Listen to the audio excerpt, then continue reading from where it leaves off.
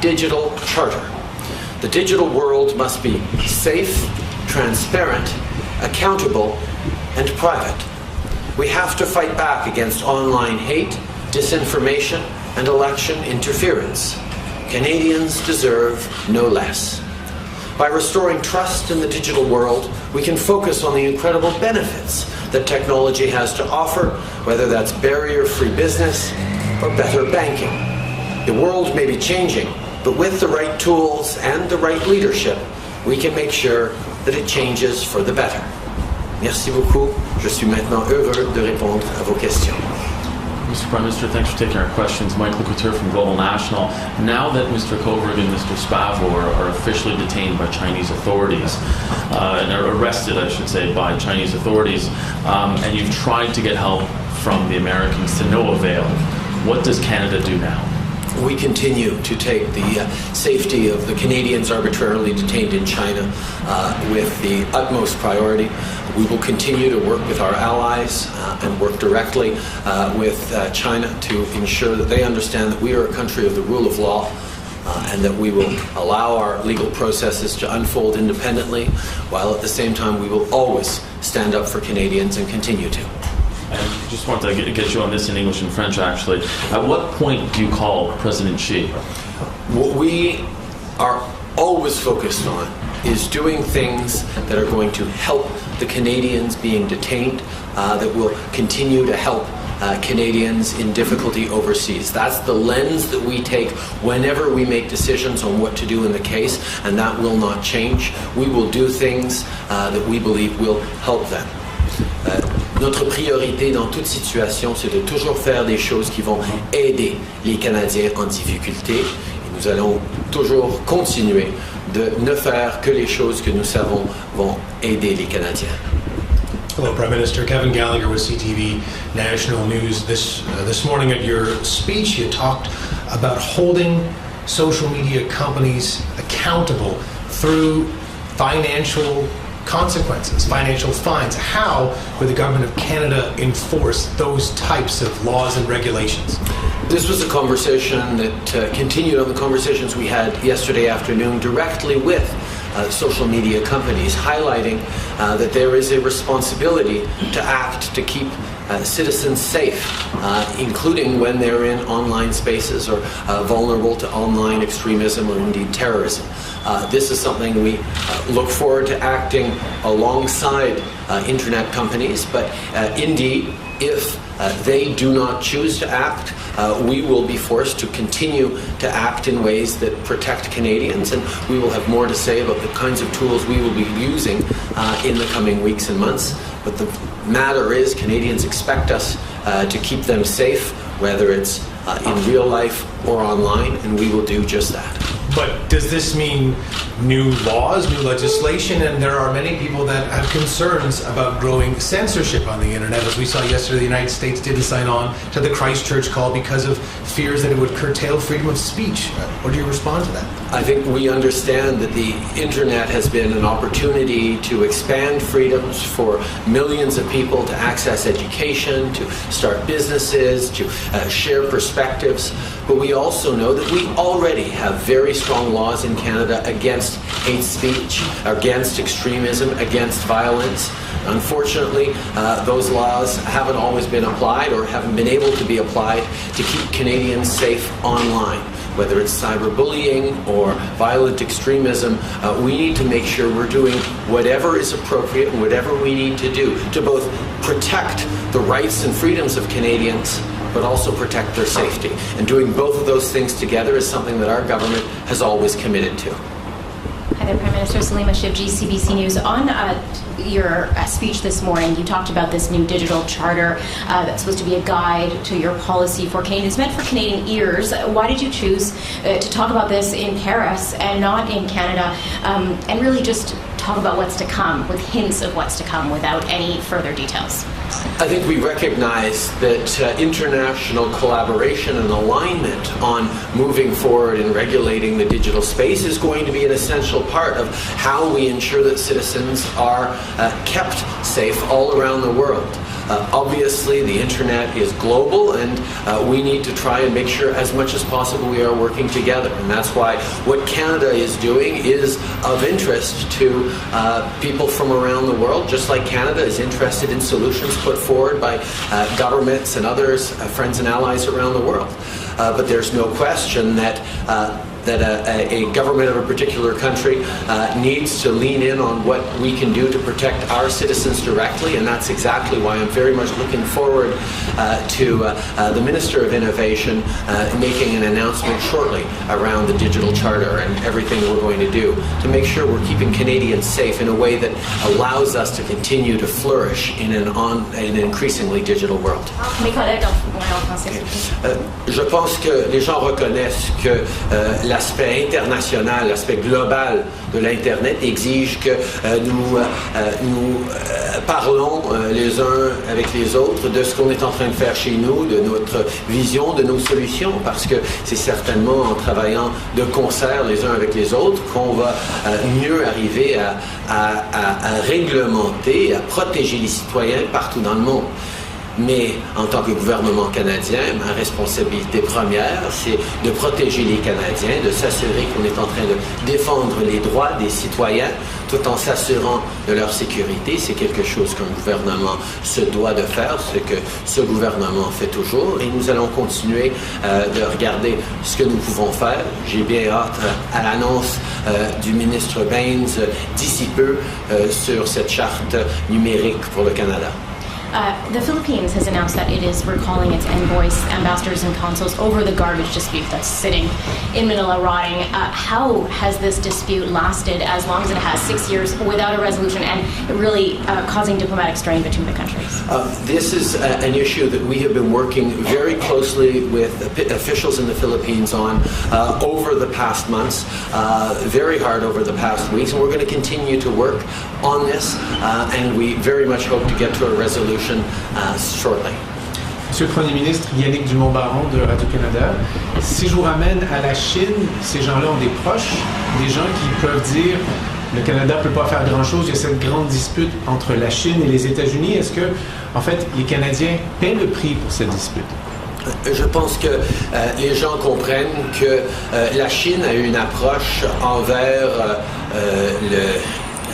les systèmes de règles et de lois et de principes qui régissent le commerce international et les relations internationales, qui n'est pas aligné avec la grande majorité des démocraties occidentaux.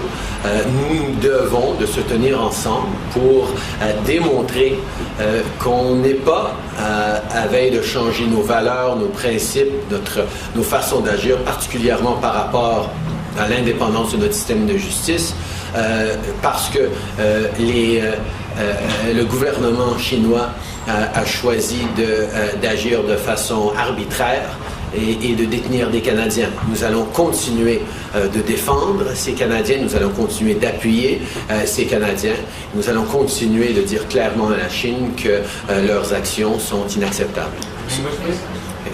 I think one of the things that we see increasingly around the world is that the Chinese government is not following the same kinds of rules and principles that the large majority of democracies follow in regards to rules-based order, in regards to international relations.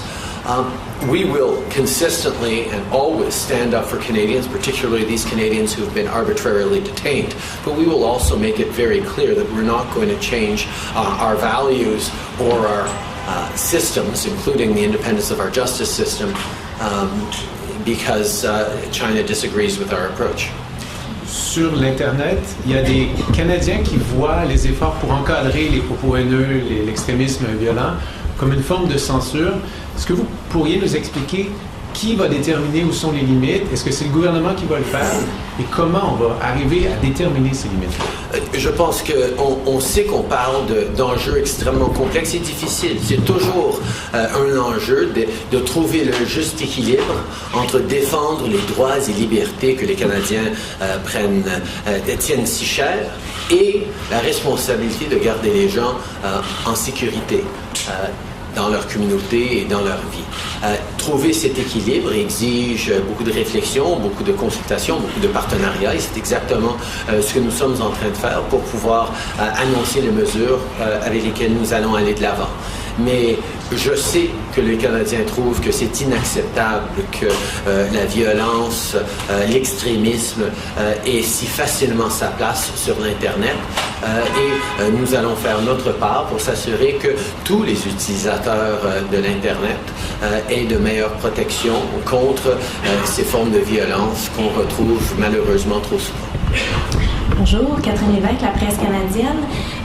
Encore sur l'annonce d'aujourd'hui, on sent que vous avez haussé le ton, vous parlez maintenant d'amendes salées, mais or, on sait que le Canada fait cavalier seul à côté des États-Unis, notamment. Je me demandais quel sera l'impact réel, à votre avis, de l'appel de Christchurch, alors que nos voisins n'y adhèrent même pas? On sait que les États-Unis vont continuer de prendre leurs propres décisions, tout comme chaque pays, mais je peux souligner le nombre de pays qui se sont joints à l'appel de Christchurch, qui croient profondément que nous devons travailler ensemble pour assurer la sécurité des citoyens en ligne, de contrer cette montée de violence et d'extrémisme qu'on retrouve trop souvent sur l'Internet. Et nous savons que d'être dans la compagnie de ces pays qui étaient autour de la table hier, notamment la Nouvelle-Zélande et la France et la Grande-Bretagne, mais aussi d'autres comme le Japon et l'Australie qui se sont engagés aussi à l'appel de Christchurch. Les citoyens à travers le monde savent que nous devons d'agir et nous allons agir ensemble.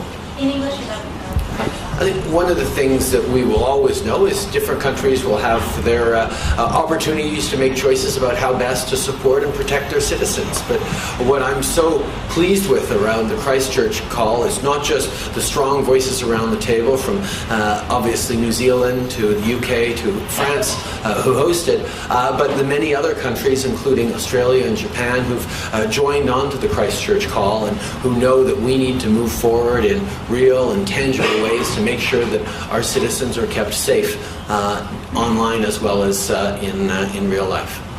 Sur un tout autre sujet, vous avez toujours dit que vous étiez féministe, que vous supportiez le choix des femmes concernant l'avortement.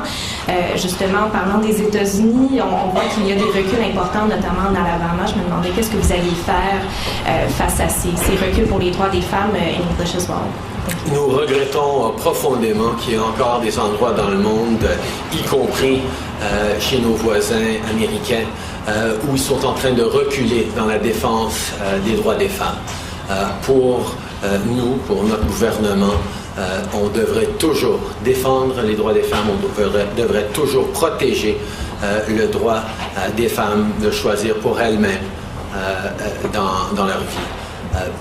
Pour moi, on va continuer d'être une voix forte pour la défense des droits de tout le monde, de tous et surtout de toutes dans le monde.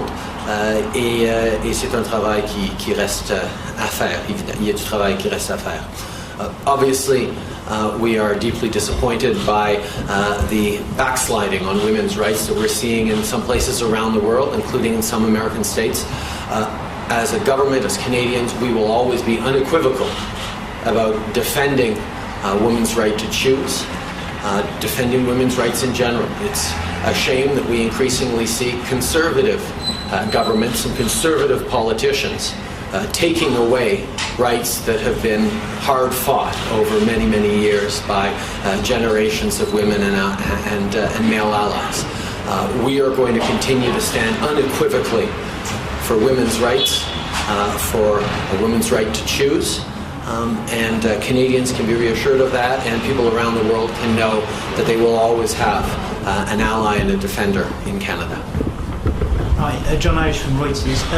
Do you share the US assessment of an increased threat from Iran and proxy militias in Iraq? And will you be suspending military operations or even raising the threat level for your staff there? We are obviously monitoring the situation very closely and working closely with all our allies to make sure we have full information. The safety of Canadian service members around the world is always going to be a top priority for us. Bonjour, Marie Normand de Radio France Internationale. Juste une précision encore sur le dossier chinois. Est-ce que le Canada envisage des mesures concrètes sur le plan diplomatique ou sur le plan économique, à l'image de ce qui a été décidé par Washington l'année dernière concernant Huawei? Merci.